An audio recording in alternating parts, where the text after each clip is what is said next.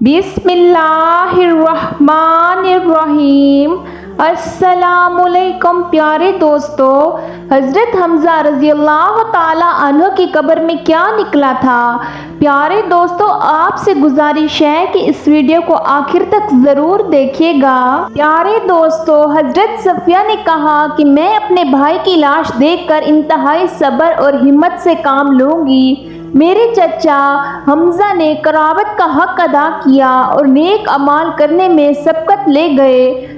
ये वो जुमले हैं जिसे नबी करीम सल्लल्लाहु अलैहि वसल्लम ने अक्सर दोहराया करते थे। हज़रत हमज़ा रज़ी अल्लाह ताला अन्हु की शख्सियत की गहरी तासीर और मकबूलियत इस कदर ज़्यादा थी कि सहाबी अपने बच्चों के नाम उनके नाम से मौसूम करते थे। प्यारे दोस्तों, सवाल तो ये है कि इतने बुलंद मर्तबे और नामोर इस्लामी शख्सियत की आखिर 2 दफ़ा कब्र क्यों खोली गई। ये तो सब जानते हैं कि प्यारे आका मोहम्मद मुस्तफ़ा सल्लल्लाहु अलैहि वसल्लम अपने चचा से बेहद मोहब्बत किया करते थे।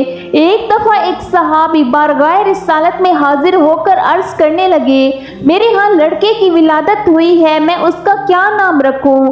तो रहमत लिल आलमीन सल्लल्लाहु अलैहि वसल्लम ने इरशाद फरमाया, लोगों में मुझे अपने चचा हमज़ा से मोहब्बत है, लिहाजा उन्हीं के नाम पर अपने बच्चे का नाम रखो। नबी आखिरुल ज़मा हज़रत मोहम्मद मुस्तफ़ा सल्लल्लाहु अलैहि वसल्लम की विलादत से 2 साल पहले आपके चचा रज़ाई भाई सैयदुल शहीद शेर खुदा हज़रत सैयदना हमज़ा बिन अब्दुल मुत्तलिब पैदा हुए। आपकी कुनियत अबू अमारा थी। आप निहायत हसीन और जमील, दुबले पतले, चौड़ी छाती और दराज कद के थे। आप अपने भतीजे हज़रत मोहम्मद मुस्तफ़ा सल्लल्लाहु अलैहि वसल्लम से बेपनाह मोहब्बत करते थे और उनकी हिफाजत में पेश रहते, बल्कि अगर ये कहा जाए कि उनके सामने होते हुए किसी काफिर की जुर्रत ना होती कि नबी करीम सल्लल्लाहु अलैहि वसल्लम के खिलाफ कोई नाज़-ए-बयां लफ्ज़ भी बोल दे। इसी तरह ऐलान नबूवत को 6 साल गुजर चुके थे और एक दिन को सफ़ा के करीब एक बांदी ने आपको शिकार से वापसी पर रोका और कहने लगी, ए अबू अमारा, काश आप पहले आ जाते। थोड़ी देर पहले ही अबू जाहिल ने आपके भतीजे मोहम्मद को गालियां निकाली हैं और हाथी पाई भी लेकर मोहम्मद सल्लल्लाहु अलैहि वसल्लम ने कोई जवाब नहीं दिया और चले गए। ये सुनते ही आप जोश में आ गए, तेजी के साथ खाना काबा की तरफ बढ़े, बगैर किसी और तरफ मुतवज्जा हुए सीधा अबू जाहिल के पास गए और जाते ही उसके सर पर जोर से अपने कमान दे मारे। अबू जाहिल के सर से खून का फवारा निकल पड़ा और साथ ही फरमाने लगे, आज से मेरा दीन वही है जो मेरे भतीजे मोहम्मद का है। अगर किसी में ताकत है तो मुझे रोक के दिखाए। आप मदीना तशरीफ लाए तो इस्लामी लश्कर के पहले इल्मबरदार बने। 2 हिजरी में होने वाली पहली जंग में आपने बेशुमार काफरों को जहन्नम वासिल किया।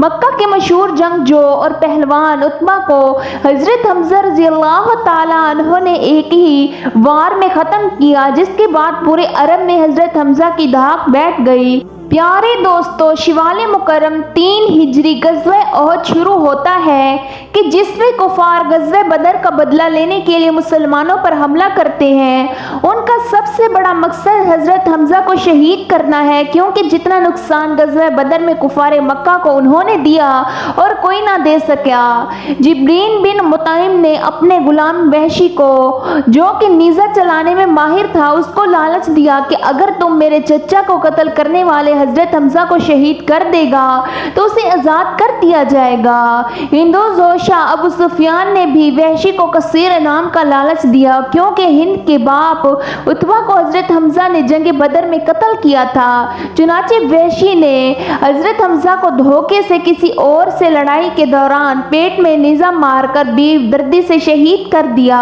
ये सारा वाक़या इसी तरह बुखारी और मुस्लिम में रिवायत हुआ है। प्यारे दोस्तों, हज़रत हमज़ा का पेट چاک کر کے ان کا کلیجہ نکال کر ہندا نے چبایا۔ پھر ہندا نے کافروں عورتوں کے ساتھ مل کر حضرت حمزہ کے اور کان ناک کاٹ کر انہیں لڑی میں پرو کر ان کے کھڑے اور بازو بند کر اور پازیب بنائی اور انہیں پہن کر مکہ میں داخل ہوئی۔ جب نبی کریم صلی اللہ علیہ وسلم نے حضرت حمزہ کے جسم کو دیکھا تو آپ صلی اللہ علیہ وسلم رونے لگے۔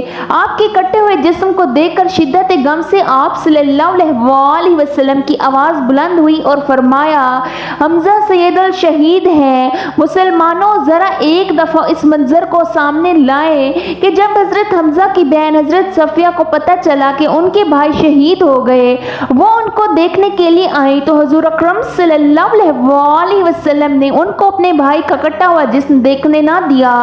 خیر حضرت صفیہ کی لائی گئی چادر میں حضرت حمزہ کو کفن دیا گیا۔ چادر اس قدر چھوٹی تھی کہ سر ڈھانپتے تو پاؤں ننگے ہو جاتے اور اگر پاؤں ڈھانپنے جاتے تو سر ننگا ہو جاتا۔ اللہ اکبر۔ حضور فرمانے لگے کہ سر کو ڈھانپ دیا جائے اور پاؤں پر گھاس ڈال دی جائے۔ حضرت حمزہ کی قبر کشائی کی پہلی روایت حضرت جابر نے بیان کی ہے، جسے امام مسلم اور بخاری نے بھی روایت کیا ہے۔ حضرت جابر فرماتے ہیں کہ جنگ احد کے 40 سال بعد معاویہ بن ابو سفیان کے دور حکومت میں انہوں نے ایک نہر احد کے مقام پر نکالنے کا حکم صادر کیا۔ جب اس نہر کا کام شروع ہوا تو منادی نے مدینہ میں یوں صدا لگائی، جن لوگوں کو شہید رشتہ دار احد میں دفن ہیں قبر کشائی کر کے اپنے شہداء کے جسد کسی دوسری جگہ منتقل کر لیں تاکہ وہ پانی سے محفوظ رہ جائیں۔ حضرت جابر بن عبداللہ فرماتے ہیں کہ یہ سن کر مدینہ والے احد کی طرف نکل پڑے، جن میں خود بھی شامل تھا، کیونکہ میرے والد عبداللہ بھی احد کی جنگ میں شہید ہوئے تھے اور وہاں ہی دفن تھے۔ میرے والد عبداللہ اور عمر بن جموع ایک ہی قبر میں دفن تھے۔ شہادت کے وقت عمر بن جموع کی پیشانی زخمی تھی اور میرے والد نے عمروں کی پیشانی پر ہاتھ رکھا ہوا تھا اور اسی حالت میں دونوں شہید ہوئے۔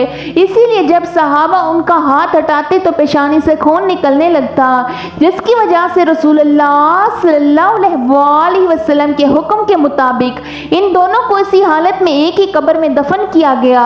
حضرت جابر بن عبداللہ فرماتے ہیں کہ جب حکومتی سپاہیوں نے میری موجودگی میں میرے والد عبداللہ اور عمر کی قبر کھولی تو جیسے ہی عمر کی پیشانی سے میرے والد کا ہاتھ ہٹاتے تو تازہ خون کے فوارے نکلنا شروع ہو جاتے۔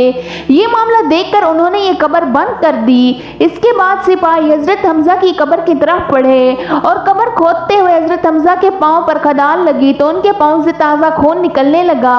حضرت جابر روایت فرماتے ہیں کہ میں اس بات کا عینی شاہد ہوں کہ تمام شہداء کے جسم تر و تازہ تھے اور حضرت حمزہ رضی اللہ تعالیٰ عنہ تو ایسے لگ رہے تھے جیسے سو رہے ہوں۔ جب سپاہیوں نے شہداء کا یہ علم دیکھا تو مزید قبر کشائیوں کو روک دیا اور دوبارہ سبھی کو اسی حالت میں دفن کر دیا جیسے پہلے تھے۔ حضرت حمزہ رضی اللہ تعالیٰ عنہ کی دوسری دفعہ قبر کشائی ترک سلطان عبد الحمید ثانی کے دور میں انہوں نے 1904 میں کروائی، جب انہیں خواب میں یہ اشارہ ہوا کہ حضرت حمزہ کے جسد مبارک پر پانی موجود ہے۔ انہوں نے قبر کھودوا کر اس کے ارد گرد 50 فٹ گہرائی تک سیسہ پلائی دیوار بنا دی۔ پیارے دوستو، اللہ تعالیٰ سے دعا کرتے ہیں کہ اللہ تعالیٰ اپنے پیارے حبیب حضرت محمد مصطفیٰ صلی اللہ علیہ وسلم کے بتائے ہوئے راستے پر چلنے کی توفیق عطا فرمائیں۔ اللہ تعالیٰ سے دعا کرتے ہیں کہ اللہ تعالیٰ ہمارے والدین کا سایہ ہمارے سروں پر ہمیشہ قائم و دائم رکھیں۔ اللہ تعالیٰ سے دعا کرتے ہیں کہ اللہ تعالیٰ ہمیں شیطان کی شر سے محفوظ رکھیں۔ اللہ تعالیٰ سے دعا کرتے ہیں کہ اللہ تعالیٰ ہم سب کے نصیب بہت اچھے بنائیں۔ اللہ تعالیٰ سے دعا کرتے ہیں کہ اللہ تعالیٰ ہمیں 5 وقت کی نماز پڑھنے کی توفیق عطا فرمائیں۔ اللہ تعالیٰ سے دعا کرتے ہیں کہ اللہ تعالیٰ ہمارے گناہوں کو بخش دیں۔ اللہ تعالیٰ سے دعا کرتے ہیں کہ اللہ تعالیٰ ہمارا خاتمہ ایمان پر فرمائیں۔ آمین ثم آمین یا رب العالمین۔